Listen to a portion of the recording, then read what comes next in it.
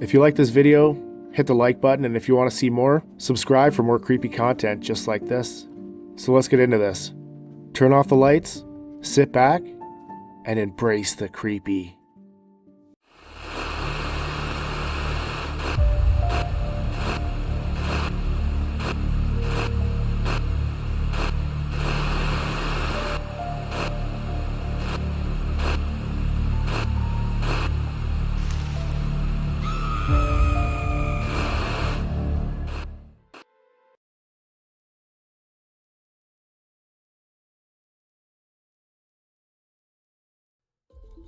My name is Alex Muller.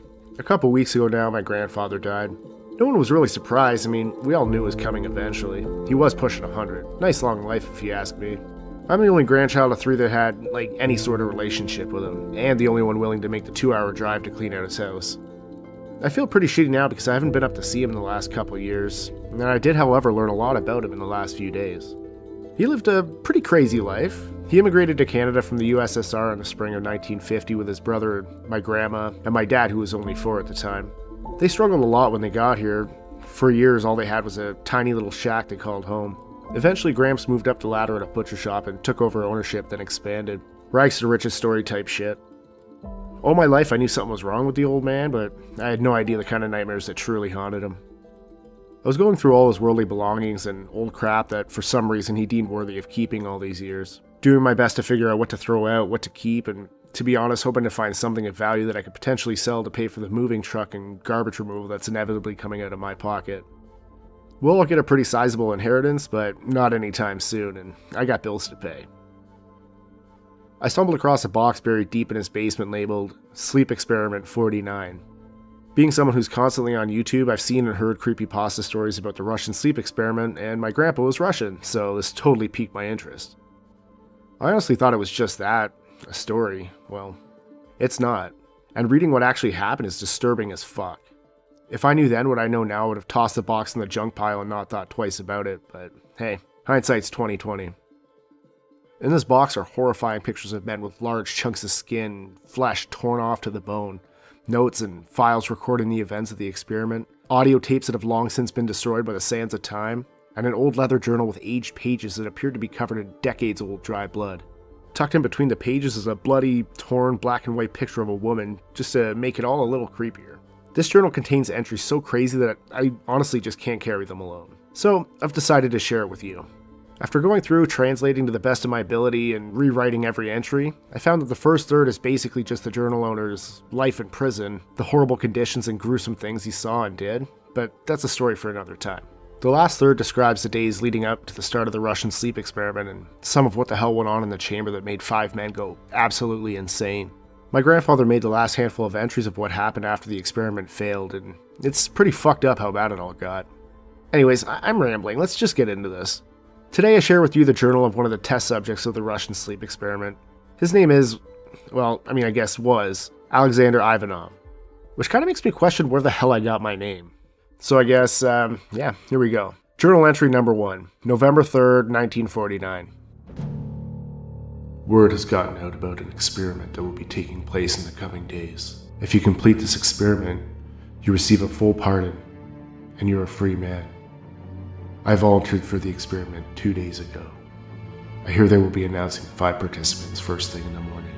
If only I could be chosen and complete the experiment, I could then reunite with my family and get the hell out of this godforsaken country.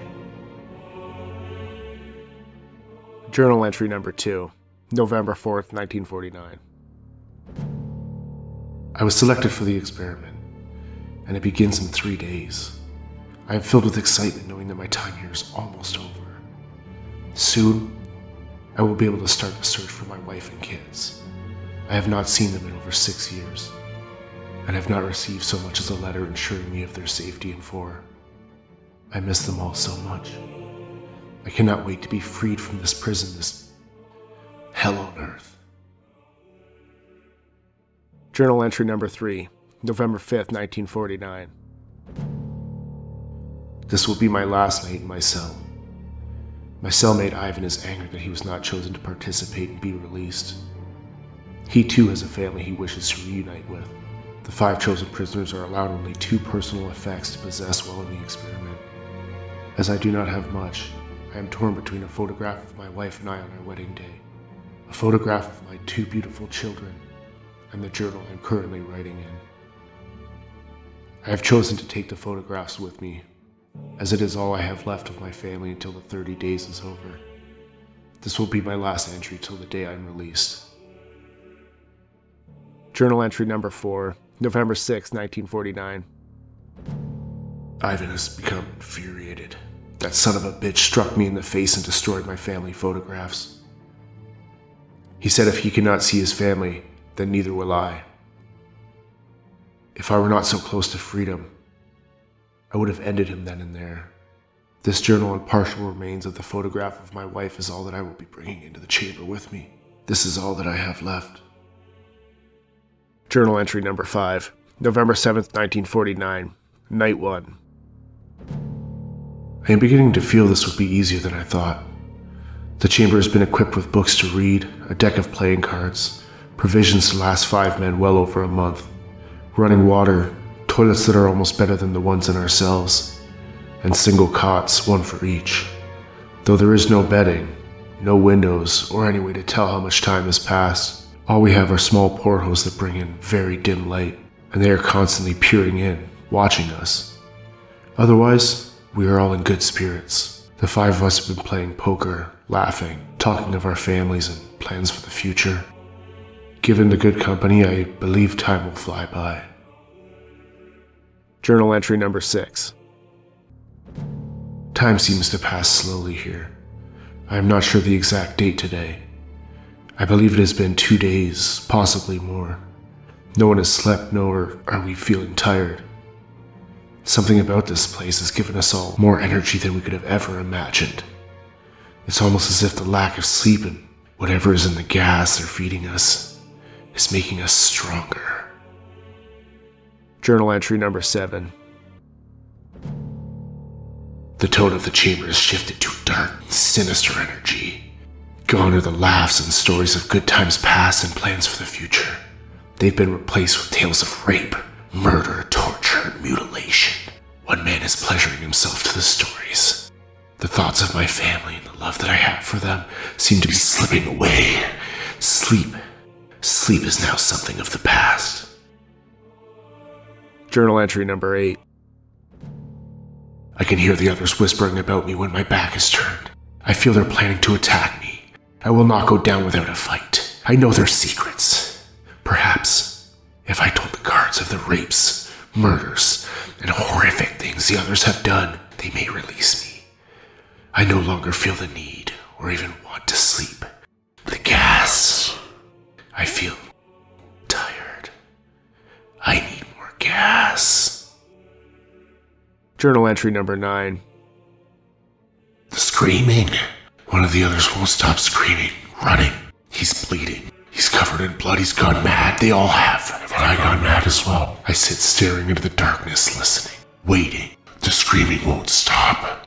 Freedom will be mine. Journal entry number 10. 2 more inmates just scream now. The first, his mouth bleeds. He continues to scream, but nothing leaves his lips. They're watching us. We need to hide from them.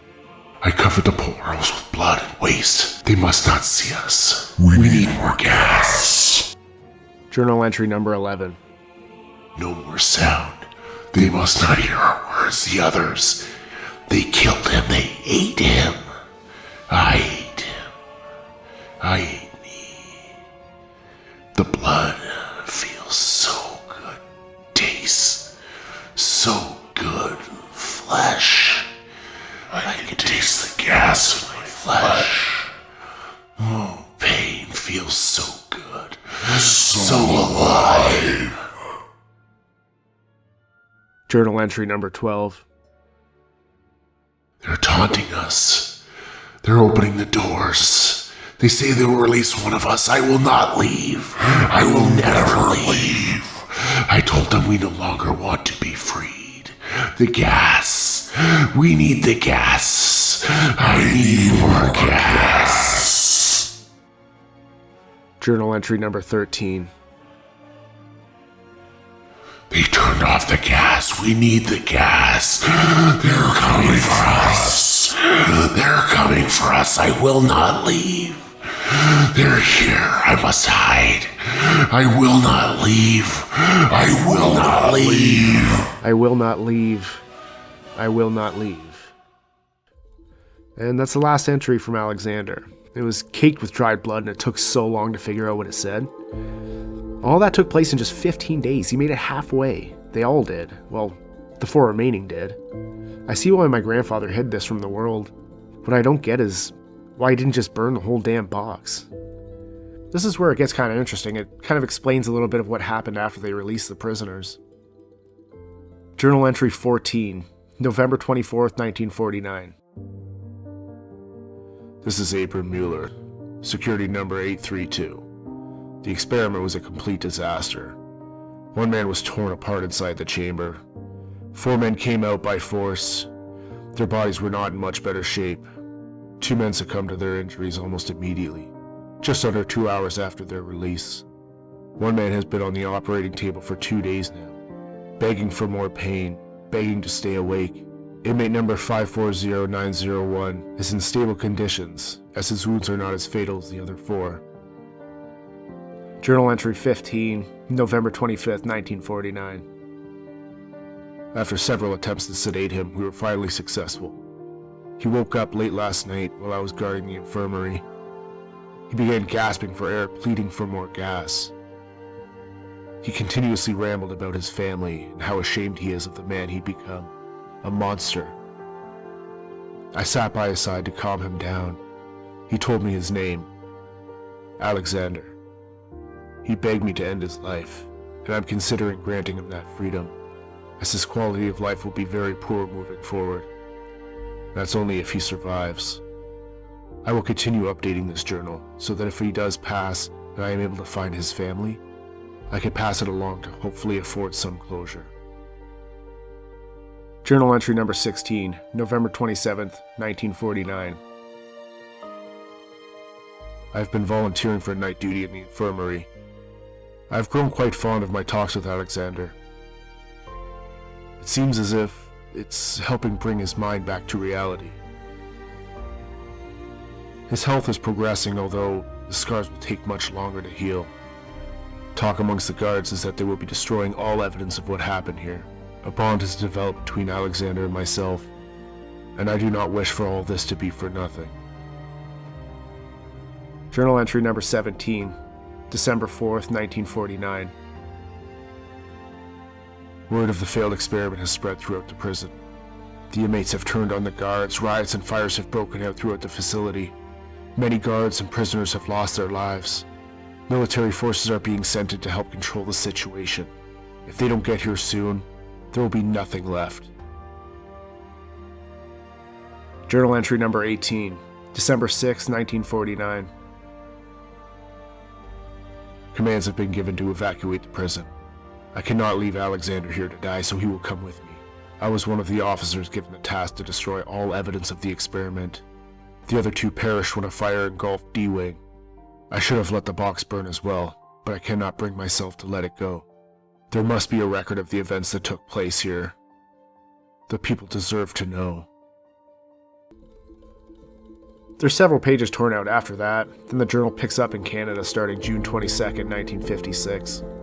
Apparently Alexander made somewhat of a full recovery. He never did find his wife or kids and ultimately took his own life November 7th, 1959, exactly 10 years to the day that chamber doors were locked behind him. I'm debating on whether to get the tapes restored or not to actually hear what's on them, but I'm not really sure if I want to. Maybe I should just burn the whole fucking box, something that should have been done 73 years ago. I have a newfound respect for my grandpa. He could have left Alexander in the prison to die, but he was a good man, and he could see the good in others.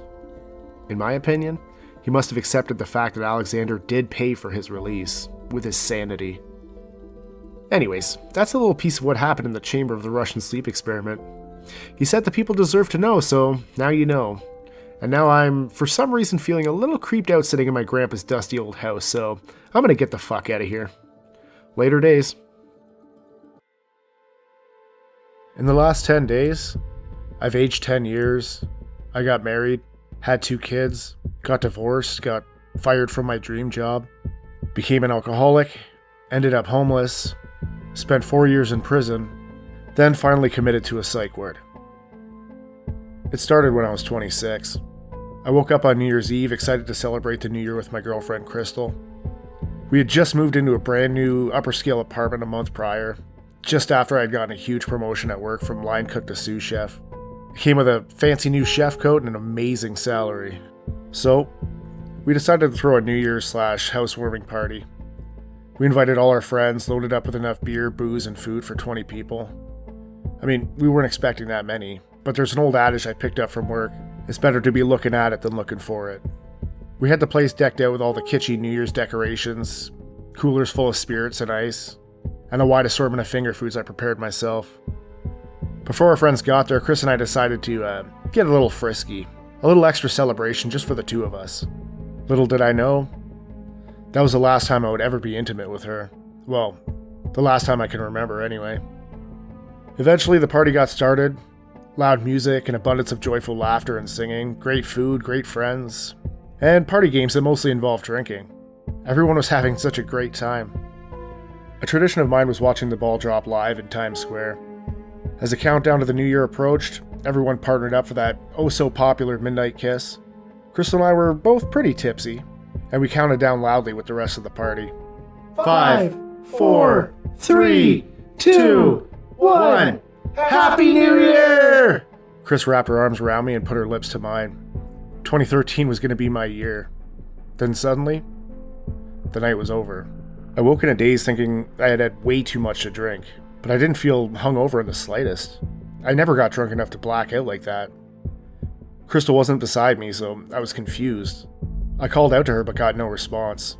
I sprung out of bed and noticed a tattoo on my forearm that looked fairly new but almost completely healed. What the hell is this? This can't be real, Jesus. How drunk did I get last night? I headed to our ensuite bathroom to wash off what I thought had to be drawn on. Maybe I passed out and my asshole friends drew all over my face. Looking in the mirror, my jaw dropped. I had just shaven before the party, and yet I was sporting days-old stubble. Okay, this is getting fucking weird. Crystal? I called again. Crystal! I yelled, this time in a panic. I heard footsteps running down the hall as I made my way through the bedroom. What? What's wrong? She said, appearing in the doorway with a baby on her hip. Who the fuck is that? I asked, confused as to why my girlfriend was holding a child and looked like she had put on 20 pounds overnight. Ha ha ha, you're funny. Why were you yelling like a crazy person? She said as her look of confusion turned into one of annoyance. No, seriously, why is there a baby in our apartment? I had no idea what was going on. I thought I had to be dreaming. Is this why you called me in here? I don't have patience for this shit right now. Kaylee just puked all over the floor. I have a million things to do for the party tonight. Don't you have to get ready for work? I shook my head violently, trying to wake myself up. When that didn't work, I spurted out. What? No. The restaurant isn't open New Year's Day, you know that. She raised an eyebrow and said, Are you feeling okay? You do know it's the 31st, right? You do work today. Tomorrow's New Year's Day, babe. Not wanting to cause alarm and confused as all hell, I made my way back to the bathroom to, I guess, get ready for work. I jumped in the shower and took a little longer than normal trying to figure out what the hell was going on. I shaved, got dressed, and made my way to the living room where the unknown baby was sleeping in one of those, pop-up crib things, while Chris was picking up baby toys and straightening up. I was praying to any god willing to listen that I would wake up and realize that it was all just a terrible nightmare from hell. The apartment I had just been partying in with my girlfriend and closest friends looked completely different. It looked well lived in, like we had been living there way longer than a month. There was a nice L-shaped leather couch in the corner that I had never seen before, a big screen TV mounted on the wall, and bougie paintings hung up meticulously around the room. It wasn't my apartment. I sat Crystal down and tried to explain what I thought was happening to me. She just got pissed off at me. She didn't believe a word of what I was saying. She angrily told me I had to get to work and we would talk about it later that night. So, I just grabbed my keys and left. I got to the parking garage of our building and I was looking around for my shitty old 91 Civic hatchback. It was gone. I thought it had to have been stolen. Who the hell would steal a 22-year-old beater? I thought out loud. Then an idea hit me. I pulled out my keys and hit the lock button on the key fob that wasn't there the night before. And to my surprise, a brand new Civic beeped right in front of me. Well, fuck. None of this is right, but I'll take it if it comes with a new car. At work, the chef was constantly yelling at me for messing up or not knowing how to make the dishes that I apparently had a hand in developing. I told him I just wasn't feeling well at all and I probably needed to go home. This doesn't have anything to do with your party tonight, does it? He asked, looking at me suspiciously. Seriously, Jeff, something's happening to me today and I can't explain it. Nothing seems right at all. It's like my memory has a huge gap in it. I hesitated when, with that sentence, I put it all together in my head. The healing tattoo, the baby weight, my apartment, the car. Had I blacked out for an entire year? Wait, what year is it? He looked at me with confusion. What? It's 2013. Not yet though, right? Tomorrow's 2013. Dude, I don't know what angle you're trying to play here, but it's cool. Just go home and I'll see you in the new year. Jeff, just answer the question. Is tomorrow 2013? I asked, almost yelling in his face. Yo, relax. No, tomorrow will be 2014. What the fuck is your problem, man? With that, I sprinted to my car, not even bothering to change. The whole way home, my mind was reeling. This isn't possible. No one jumps a year into the future. At home, is that my kid? Do I have a fucking daughter? And the first time I saw her, I asked, who the fuck is that? Oh, this can't be happening. This can't be real. I had to talk to someone who could help me.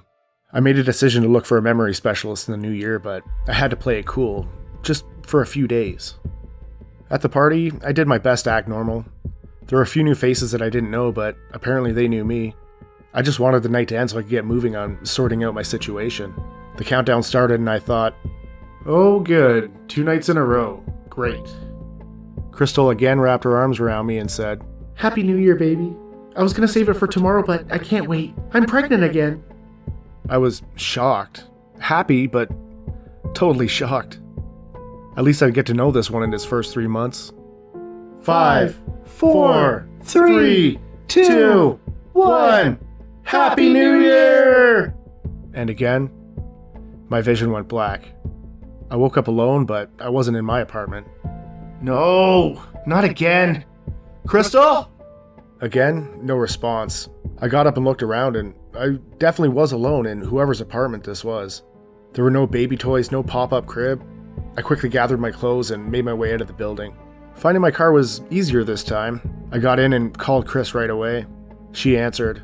Hey babe, I didn't think I'd hear from you till later. Are you on your way home now?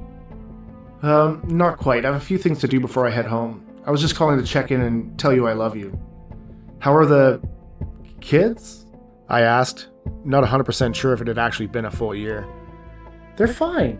Why are you being so sweet? You never called just to check in. Yeah, I know. It's just been a weird couple days for me, I said as I examined the wedding band on my ring finger. Oh, I bet. The new job has you busy all the time. How's the new restaurant coming, by the way? Did you get all your staff hired? New job? What do you mean? The restaurant that you're running? Are you okay? Yeah, I'm fine, sorry. Like I said, it's been a really weird couple days for me, that's all. Look, I gotta get going. I'll see you in a few hours, okay? I love you. Okay, I love you too. Oh, can you grab a few things on your way home? I hung up before she could even finish her sentence. I googled memory specialists and I called a few numbers before I finally got a hold of someone. I explained to the woman on the phone that it was an emergency and I needed to talk to someone immediately. She put me through to a Dr. Cameron and I described my situation in vivid detail. He agreed that it was serious, but he couldn't see me until at least January 2nd. But I might not have that long. It's New Year's Eve. What if it happens again? What if I forget all about this? You have to help me now. The doc sighed. I have your number, so even if you don't remember this conversation, I will, and I'll call you when I'm in my office first thing in the morning on the 2nd, okay? I reluctantly agreed, hung up, and took a few minutes to scream, yell, and cry alone in my car. I made my way home and yet again tried to act normal. I spent as much time with my kids as possible. A few times Chris caught me staring at them, smiling with tears in my eyes. I just kept wishing over and over that I'd see January 1st. That night, at the party that had apparently become a tradition at our apartment, there were more new faces, more people I didn't know but had relationships with.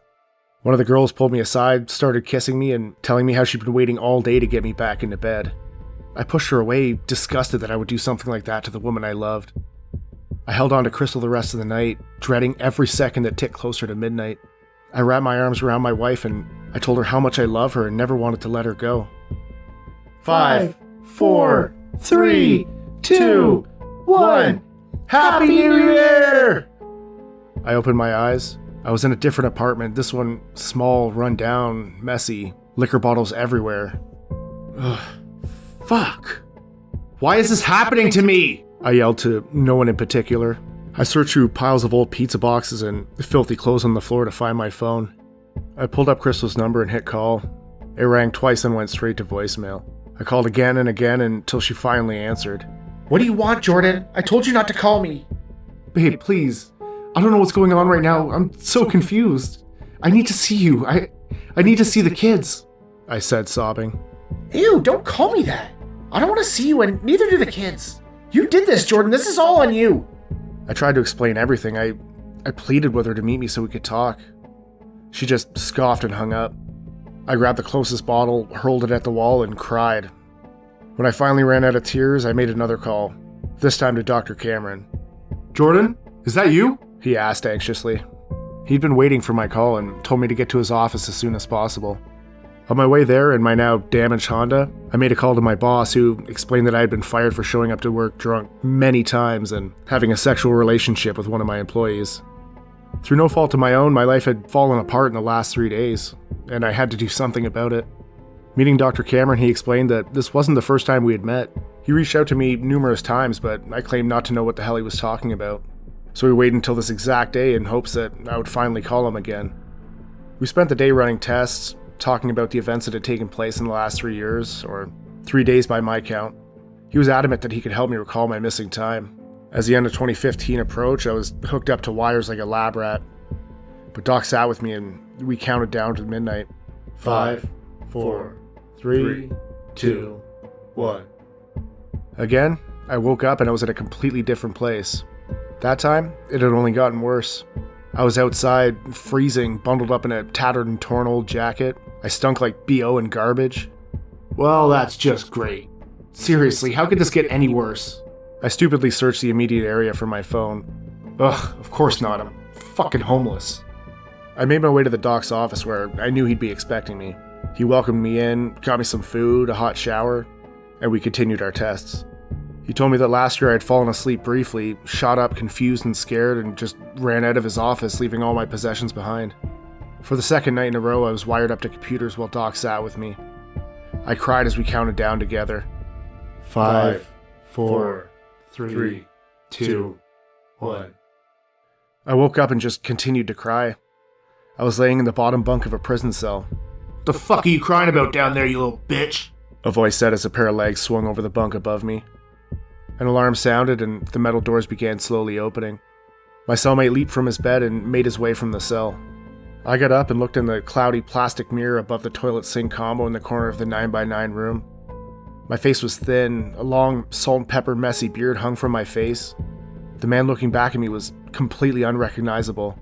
I hung my head and let out a quiet sob. I found out the reason I was locked up.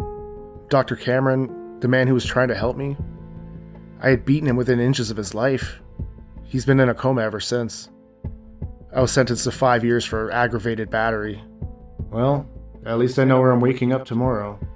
I sat quietly, peering out of my cell, watching the second hands on the clock tick and tick and tick. 5, 4, 3, 2, 1. Happy New Year, Jordan. The next 3 days were just rinse and repeat. I tell you, prison time flies by when you only have to serve 1 day a year. I woke up today and I'm out of prison, but my situation isn't much better.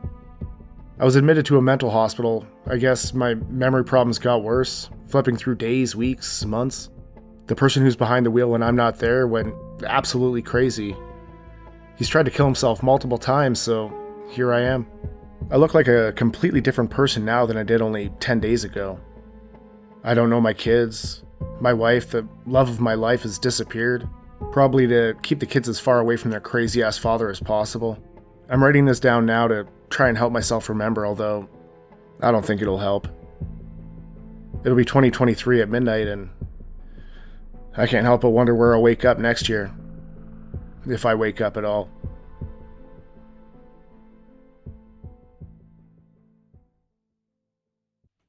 What's up, YouTube? JD Horror here. If you made it this far into the video, as always, I'd sincerely like to thank you, and I really hope you enjoyed my New Year's story. If you did like it, hit that like button and subscribe for more original creepy content just like this. I hope everyone's having a great holiday, and have a happy new year. Oh, and if you're out partying tonight, make sure to stay safe and please don't be driving if you've had a few too many wobbly pops. I love you. Ciao for now. I can do literally anything I want when I'm lucid dreaming. If you don't know what lucid dreaming is, the definition is a type of dream in which the dreamer becomes aware that they are dreaming while dreaming. During a lucid dream, the dreamer may gain some amount of control over the dream characters, narratives, or environment. But the thing is, I don't just have some control, I have complete control. It's something that I've been able to do as far back as I can remember. I can always control my dreams. I can literally do anything I want without any consequences. All I have to do is wake up and everything I did is just completely erased. But it feels like I actually did those things. And I've done some pretty fucked up things in my dreams. It can be a really good release of anger and stress.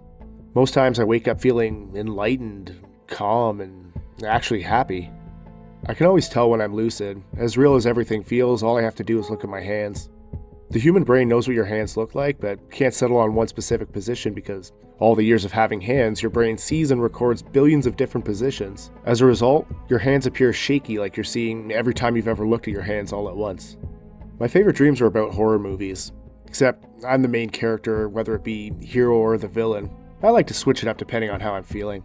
It could be anything from Nightmare on Elm Street, where I start off being hunted by Freddy, then say, "Fuck this, I'm done being scared of this prick." And instantly, I'm Freddy with knives for fingers, hunting people that I either know in real life, or my brain just fills in the blanks with random faces that I've happened to see throughout my life. To Dawn of the Dead, holed up in a mall, worried that any second now, zombies are going to burst through the doors and kill us all. Only to flip it on its ear, and boom, I'm a flesh-hungry, brain-eating zombie leading a pack with one thing on my mind. Kill and eat anything that's alive. I know most people think I'm a sociopath just looking for an excuse to do horrible things, but I'm really not. I just love anything horror. It excites me, what can I say? Getting ready for bed last night, I was in a bit of a mood. Work sucked, it was pissing rain, my car decided to die on me halfway home, so I was forced to walk the last half soaking wet. Just a shit day all in. During my extra hot shower, all I could think about was getting revenge on all my idiot co-workers, stupid fucking customers that tip like shit, and my boss who could honestly be replaced by a pylon in a dumb checkered shirt, and I doubt anyone would notice the difference. I honestly couldn't wait to get to bed, close my eyes, and just go GTA on the whole fucking restaurant.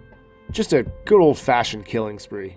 A big fuck you to everyone who pissed me off that day. Finally crawling in under the covers, I could feel sleep calling me in. To say I was excited for my dream is an understatement. Then I drifted off, and almost instantly I opened my eyes and I was standing just outside my front door, keys in hand, but my car was gone. Oh great, my fucking car died and my brain couldn't resurrect it for the fun part of the night? Well, that sucks. Work is so far away, but hey, my neighbor's home. I think I'll take his car.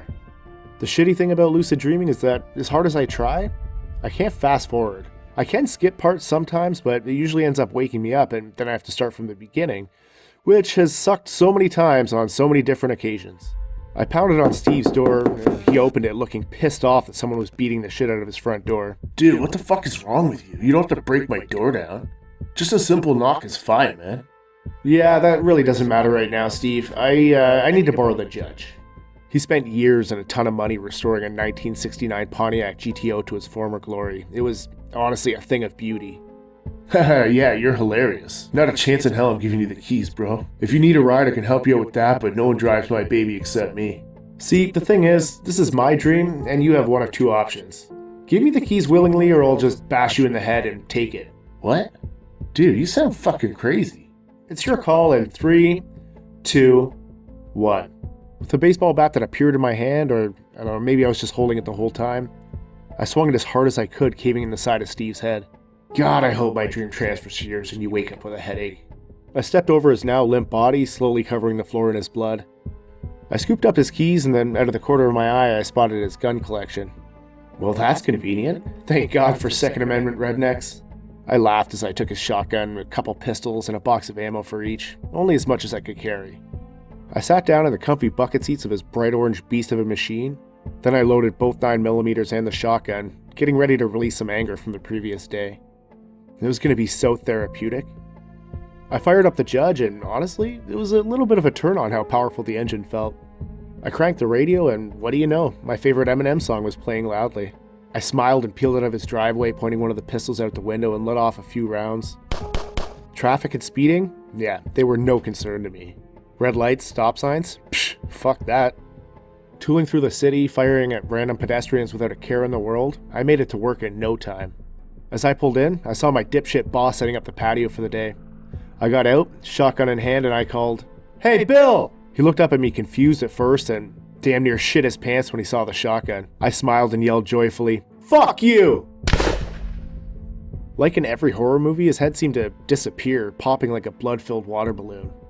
I flung the shotgun over my shoulder and pulled out both 9mm. I was whistling walking up to the front entrance, shooting through the glass. Screaming erupted from inside the building as I walked in casually. The morning supervisor, Amy, she was absolutely shocked to see me. And she tried to take cover behind the bar. "Not good enough, Amy, you're dead no matter what." I leaned over the bar, smiled at her, and said, "Hi, bitch. Bye, bitch." Just as the second shot went off, I heard a third pop, and I was hit in the back by something, and it fucking hurt. I never feel pain while lucid. I spun around to see a regular, a fat old fuck named Carl who bitches about literally everything, pointing his revolver at me. Put the guns down, boy, and no one else has to die. Carl. You're not in charge here, you grumpy old piece of shit. Put your gun down and I promise I'll kill you quick. Before he could even respond, I shot the hand he was using to aim his piece, and the next shot hit him right in the chest. And he went down. That's when the sound of the arriving police cars started filling my dream. I walked through the restaurant taking everyone out one by one. The dream would be over soon, so I wanted to make it worth it. I was singing along to the music playing over the speakers in the dining room, killing everything in sight. I was really trying to get out all my frustration before I had to wake up and come into this shithole and deal with all these pricks again.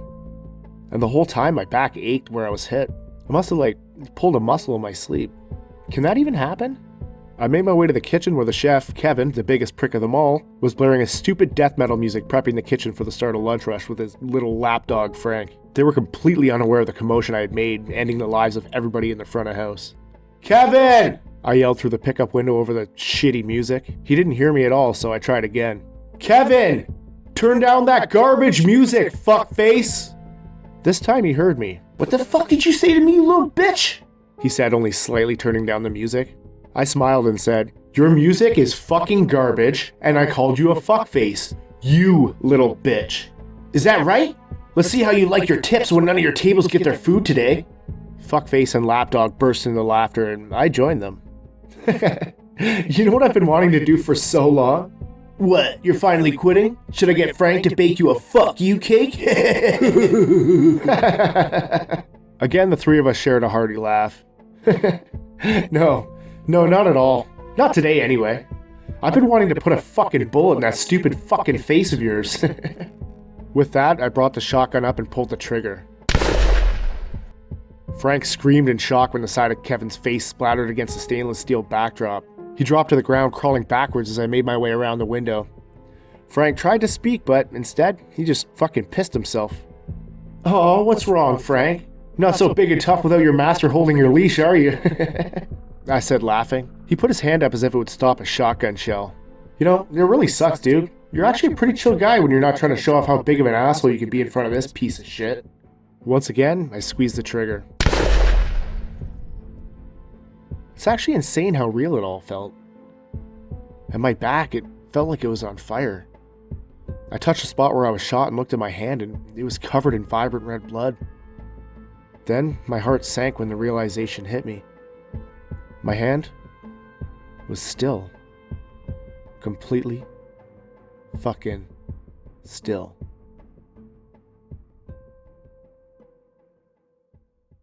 JD again. I really hope you enjoyed this little mini story. Again, if you liked it, hit that like button, subscribe, blah blah blah. You've heard it all before. I love you guys. Ciao for now.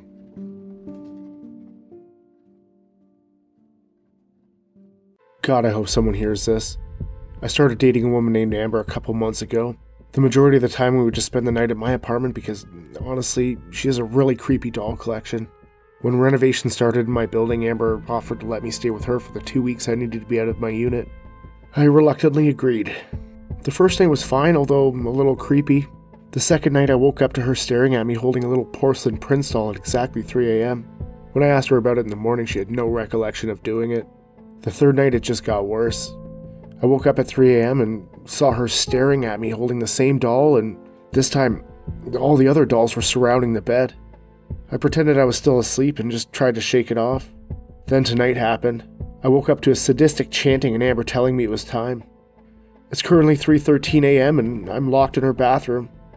The chanting is getting louder and the sounds of tiny porcelain fists are pounding on the door and walls around me. I don't know what to do. JD Horror again. If you made it this far in the video, I sincerely thank you and I really hope you enjoyed. If you like it and you want to hear more, hit the like button, hit the subscribe button. Stay safe out there and ciao for now.